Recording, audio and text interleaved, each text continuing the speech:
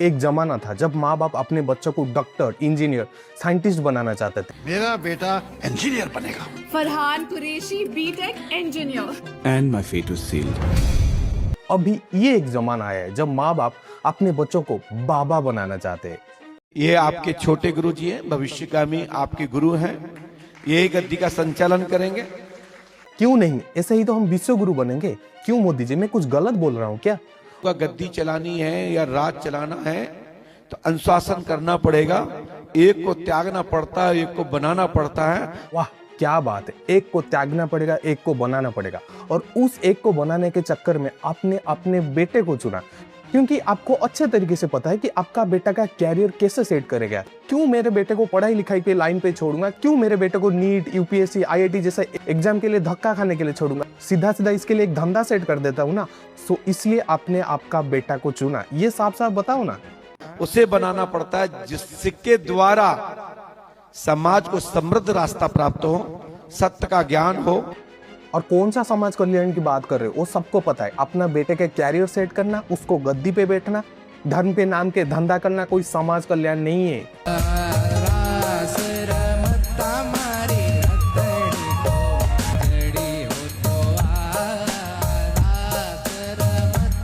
वाह क्या बात है, और एक बच्चे का कैरियर सेट हो गया। ये रिक्वेस्ट है मेरे पिताजी से। पिताजी आप क्यों बाबा नहीं बने? क्यों आप खेती करके इतना पैसा जोड़ रहे? क्यों आप मुझे फोर्स करे कि पढ़ाई लिखाई कर? आप सीधा सीधा बाबा बन जाते, आपका कैरियर सेट ही हो जाता और आपके बाद मेरा भी कैरियर सेट हो जाता। क्यों नहीं किया पापा जी? भगवान को पता था कि कलयुग के प्राणी बहुत निकम्मे होंगे, बहुत आलसी होंगे। आप में से कौन कौन आलसी, अपने हाथ खड़े कर दे। मोटू बाबा जी, मैं उस कलयुग का प्राणी हूँ जो इतना बड़ा आलसी हूँ कि 14-15 साल में इतना बड़ा तोंद लेके घूम रहा हूँ।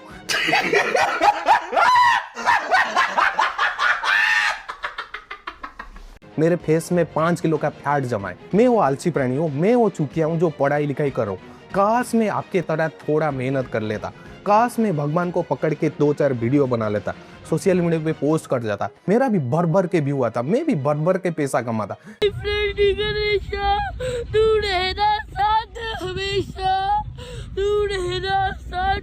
क्यों इतना मेहनत करो? आप खुद देखो ना, कितना बढ़िया धंधा ना। और हमारा देश में अंधभक्त का कम थोड़ी है। कुछ भी ज्ञान कर दो, लोग तो सुनने के लिए वाह बाबा जी वाह। जब आप लहसुन प्याज घर में बनाते हैं, अब उसकी दुर्गंध तो पूरे घर में फैलती है। जैसे ही वो मंदिर में जाती है तो ठाकुर जी बैठे बैठे यूं करें। ठाकुर जी प्याज लहसुन को यूं यूं करे, इसका तो मुझे पता नहीं, बट ठाकुर जी हमारा देश के बच्चों का ये हालत देख के जरूर यूं यूं करेंगे। ठाकुर जी भी सोच रहे होंगे, यार हमारा देश के बच्चों का हालत क्या हो गया, मेरे नाम पे धंधा बंद करो यार, बंद करो, मुझे माफ कर दो यार, बंद करो हाथ जोड़ के। मैं आजकल आप ये देखा गया कि सोशल मीडिया पे काफी वायरल हो रहे हैं। हाँ, हाँ। क्यों हो रहे हैं वायरल? हाँ, सब बाबा की कृपा है। अभी तो हम तो कुछ नहीं बता सकते उसमें क्यों वायरल हो रहा है। कुछ भी पूछो, बाबा जी का कृपा है। अजीब बात है, मतलब तुम ऐसा कौन सा दिव्य मानुष है, सिर्फ तुम्हें ही बाबा जी का कृपा है, हमें तो नहीं है। मतलब तुमने कुछ तो किया होगा, कुछ तपस्या वगैरह कुछ तो किया होगा जिसलिए तुम्हें बाबा जी का कृपा मिला, जिसके लिए तुम पर्ची में लिख रहे हो। तपस्या तो अभी हाल तो वन में गए थे 5 दिन के लिए, वहाँ से गए थे 5 दिन के लिए, फिर वहीं से आए, अपने आप चमत्कार होने लगे। यार ये सुनने से पहले मैं बेरा क्यों नहीं हो गया यार? मुझे कोई गोली मार दो यार। व्हाट द हेल मैन, तुम 5 दिन जंगल में गए और तुम्हें सिद्धि प्राप्त हो गया। तो पहले जो मुनि ऋषि होते, तुम गौतम बुद्ध का एग्जाम्पल ले जाओ, और बहुत सारे मुनि ऋषि है, वो जंगल में क्यों जाते, वो सब कुछ छोड़ के क्यों जाते? ताकि वहां पर उनको कोई डिस्ट्रैक्शन ना मिले, ताकि वो अल्टीमेट ट्रूथ को जान पाए। आजकल के बच्चे ये क्यों जंगल जा रहे? ये जंगल जा रहे वहां ज्ञान को छोड़ कर आना, वहां अज्ञान प्राप्ति करना, और यहाँ आकर सब कुछ पा सके। तो क्या अभी आप पर्ची बनाएंगे?